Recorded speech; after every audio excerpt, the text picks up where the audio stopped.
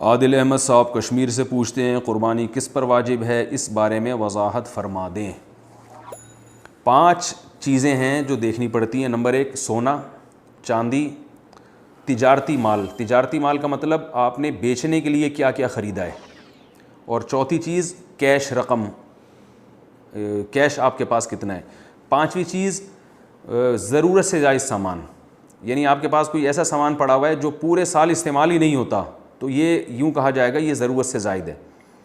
تو یہ 5 چیزوں کا مجموعہ، یا 4 یا 3 یا 2 یا ان میں سے کوئی ایک، ان کا مجموعہ یا ان میں سے کوئی ایک یا 2، یہ ملا کے اگر یہ 52.5 تولہ چاندی کے برابر آپ کے پاس ہے، 52.5 تولہ چاندی تقریباً 40-45 ہزار کے لگ بھگ چلتی ہے، تو وہ آپ ریٹ دیکھ لیجیے گا بقرعید والے دنوں میں۔ تو 52.5 تولہ چاندی کے برابر مالیت کی اگر یہ چیزیں آپ کے پاس ہیں تو آپ پر قربانی واجب ہے۔ بقرعید کے 3 دنوں میں یہ اگر اتنی مالیت کی آپ کے پاس رہتی ہیں تو قربانی واجب ہے، ورنہ واجب نہیں ہے۔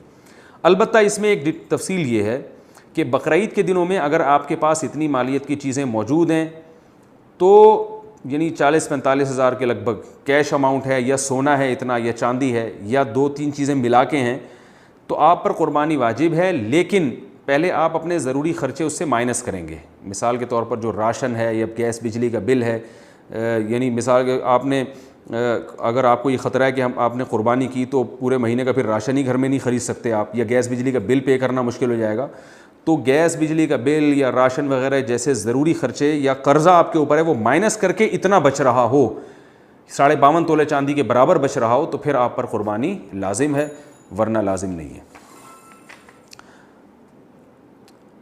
اچھا یہ بھی ذہن میں رکھیں قربانی کرنا واجب ہے، کیونکہ رسول اللہ صلی اللہ علیہ وسلم نے فرمایا من وجد السعة لأن يضحي فلم يضحي فلا يقربن مصلانا، جس کے پاس گنجائش ہو قربانی کرنے کی پھر بھی وہ قربانی نہ کرے تو وہ ہمارے عیدگاہ میں کے قریب بھی نہ پھٹکے۔